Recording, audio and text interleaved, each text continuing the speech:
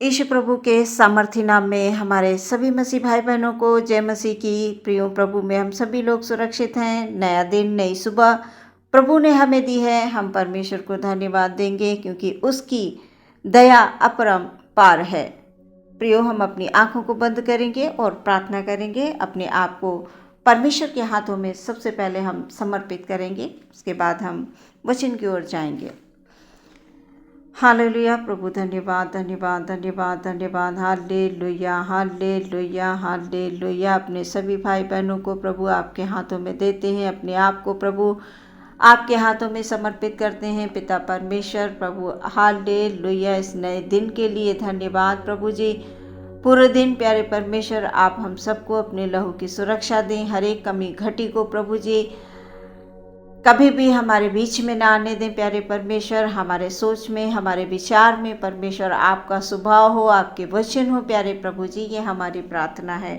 खुदावंद, पूरा दिन हर एक शैतान की ताकत से, हर एक शैतान की योजना से आप हम सबको बचा कर रखें। प्रभु परमेश्वर, हालेलुया, आपसे विनती करते हैं खुदावंद, हमारी पूरी दिनचर्या आपके लहू में सुरक्षित रहे। ये हमारी प्रार्थना है। आदर महिमा आपको देते हैं, प्रार्थना मांगते हैं विश्वास के साथ मसीह यीशु के नाम से। सुने और ग्रहण करें पिता, आमीन। प्रियो, यहोशू महान अगुआ पार्ट 2 में हम देखेंगे यहोवा परमेश्वर ने मूसा की मृत्यु के बाद यहोशू को इजरायलियों का अगुआ ठहराया। यहोशू इजरायली प्रजा को लेकर चल पड़ा। हमने कल देखा पहले भाग में। और यहोशू ने प्रजा के सरदारों को आज्ञा दी कि अपने अपने लिए भोजन तैयार कर लो, क्योंकि 3 दिन के भीतर तुमको उस यर्दन के पार उतरकर उस देश को अपने अधिकार में ले लेना है। यहोशू ने जैसे जैसे लोगों को बताया, सभी लोगों ने यहोशू से कहा, जो कुछ तूने हमें करने की आज्ञा दी है वो हम करेंगे। जैसे हम मूसा की बात मानते थे वैसे तेरी भी बात हम मानेंगे। इसके बाद हम देखेंगे कि यहोशू ने 2 भेदियों को यरीहो नगर का भेद लेने के लिए चुपके से भेजा, ताकि वे यरीहो नगर का भेद लेकर आ सके।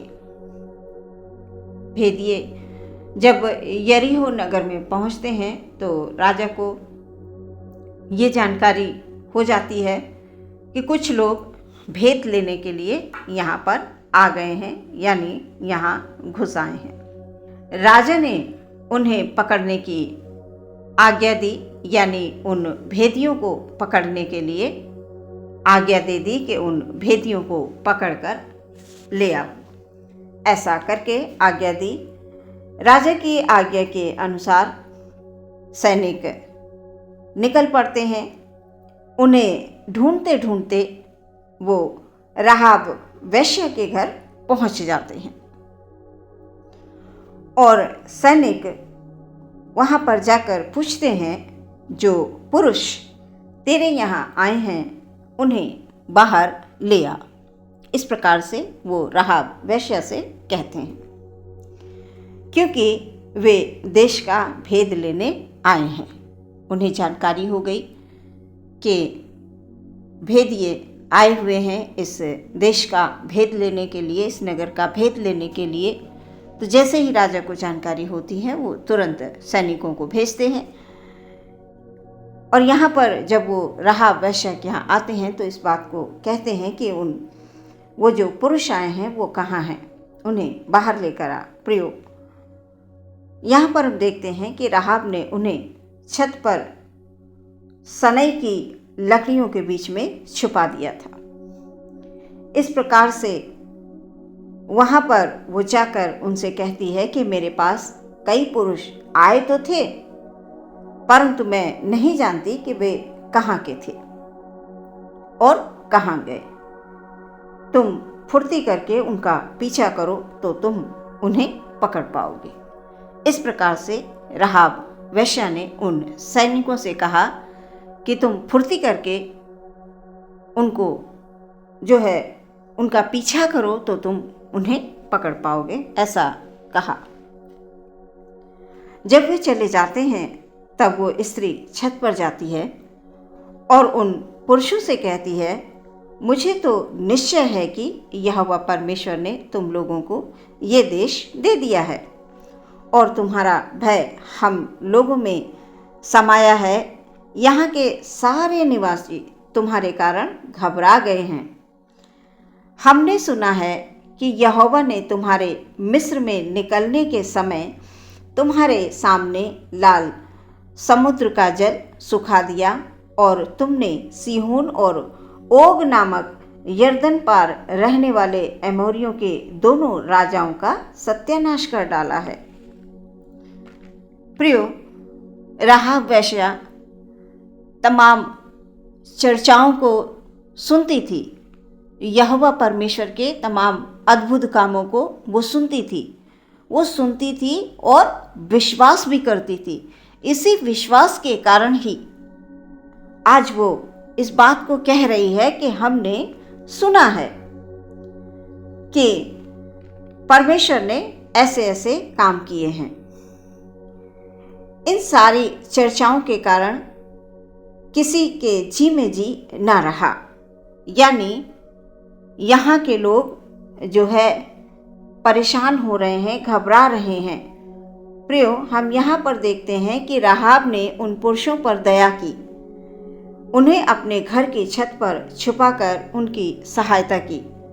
अब वो कह रही है कि मुझसे यहोवा की शपथ खाओ कि मेरे पिता के घराने पर दया करोगे, इसका सच्चा चिन्ह मुझे दो, सभी का प्राण बचाओगे, ऐसा उसने उनके सामने कहा। तब उन भेदियों ने उनसे कहा, जब यहोवा हमको ये देश देगा तब हम तेरे साथ कृपा और सच्चाई से बर्ताव करेंगे। प्रियो, राहाब का घर शहर पनाह पर बना था। तब राहाब ने उन्हें खिड़की से रस्सी के बल उतार के नगर के बाहर कर दिया। उन पुरुषों ने राहाब से कहा, सुन, जब हम इस देश में आएंगे तब जिस खिड़की से तूने हमें उतारा है उसमें यही लाल रंग की सूत की डोरी बांध देना और अपने पूरे घराने को इकट्ठा कर लेना। इस प्रकार तेरा घराना सुरक्षित रहेगा। और यदि तेरे घर के द्वार के बाहर जो कोई निकले उसके खून का दोष उसी के सिर पर पड़ेगा। वो यहाँ पर कह रहे हैं कि जितने भी लोग तुम्हारे घराने में हैं उन्हें क्या करना है, एक जगह इकट्ठा करके उन्हें छुपा कर रखना है। और अगर कोई तुम्हारे घर के द्वार पर मिला तो वो कदाचित नहीं बचेगा, क्योंकि केवल तेरे घर में जो होंगे तेरे साथ वही बचाए जाएंगे। इस प्रकार से उन्होंने कहा। उसके बाद वो यहोशू के पास पहुंचते हैं। जो कुछ भी उन पर बीता था वो बता देते हैं। प्रियो, जो भेदिए थे, भेद लेने आए थे उस नगर का, उन सारी बातों को जो उन पर बीती थी वो जाकर यहोशू के पास पहुंचकर उन बातों को बता देते हैं। यहोशू से उन्होंने कहा, जो वहाँ का भेद लेने गए थे वो सारी बातों को जब बता देते हैं तो बाद में इस बात को वो कहते हैं यहोशू से कि निसंदेह यहोवा ने ये सारा देश हमारे हाथ में कर दिया है। निसंदेह यहोवा ने ये सारा देश हमारे हाथ में कर दिया है। वहाँ के सारे निवासी हमारे कारण घबरा रहे हैं। प्रियो, ऐसा है हमारा यहोवा परमेश्वर, किस प्रकार से भेदियों की सहायता करने के लिए उसने एक वैश्या को चुना। भेदियों को सुरक्षित रखने के लिए एक वैश्या को चुन लिया। हमारा परमेश्वर किसी को भी अपने लिए चुन सकता है, क्योंकि वचन में लिखा हुआ है कि वो कंगाल को मिट्टी पर से और दरिद्र को घूरे पर से उठाकर खड़ा करने वाला परमेश्वर है। और राहाब वेश्या ने उन भेदियों की सहायता की। आज हम राहाब वेश्या के बारे में सुनते हैं कि वो थी एक वेश्या, उससे कोई बात करना नहीं पसंद करता था। उसका घर बिल्कुल अलग था, शहरपना में उसका बिल्कुल किनारे अलग घर था। लेकिन हम देखते हैं प्रियो, परमेश्वर अपने कार्य के लिए किसी को भी चुन लेता है,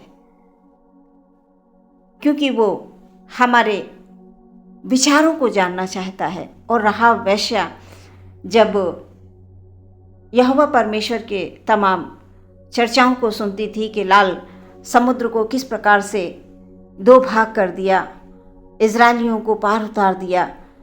राहाब एक वैश्य थी, लेकिन वो परमेश्वर की चर्चा सुनकर उन पर विश्वास करती थी।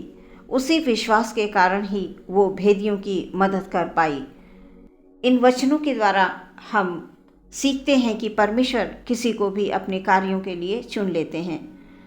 राहाब के मन में दया उत्पन्न की और उसके द्वारा उसका पूरा घराना बचाया गया। यानी राहाब वेश्या के द्वारा उसका पूरा घराना, उसके घर में जितने भी लोग थे, उसके घराने के सभी लोग बचाए गए।